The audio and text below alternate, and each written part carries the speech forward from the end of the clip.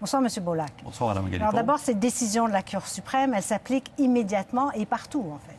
Oui, application pan-canadienne parce que, soyons clairs, elle a été prise en vertu à la fois de la Charte canadienne et de la Charte québécoise. Évidemment, ça concerne un dossier au Saguenay, au premier chef, mais la jurisprudence de cette décision sera d'application pan-canadienne. Et ça touche toutes les religions, pas seulement la religion catholique. Ça, c'est une autre précision importante. C'est qu'évidemment, dans le dossier, une pratique associée à la religion catholique.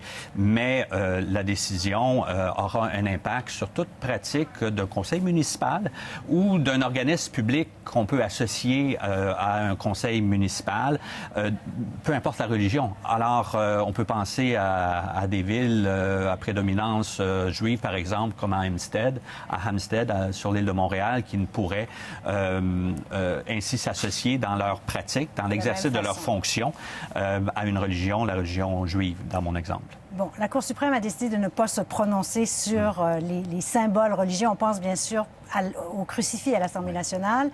Mais est-ce que cette décision ne pourrait pas quand même avoir une portée plus large?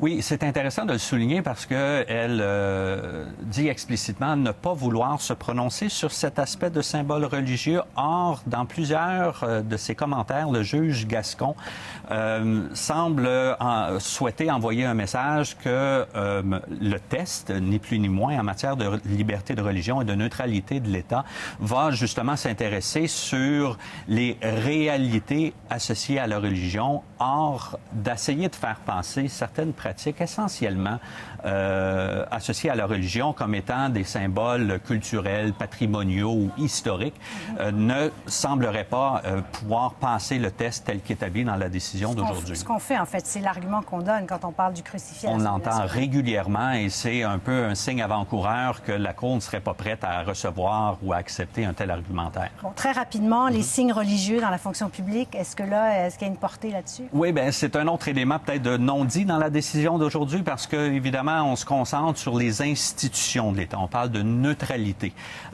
C'est dans l'exercice de leurs fonctions publiques qu'un représentant de l'État ne peut pas s'afficher, s'associer à une religion. Or, à quelques reprises, le juge Gascon prend bien soin, justement, de distinguer cette situation à l'exercice d'un droit personnel de la liberté de religion. Donc, un signe ostentatoire, autrement dit, ne tomberait pas sous le coup de la décision d'aujourd'hui parce que ce n'est pas une institution de l'État, mais bien un individu qui travaille pour l'État.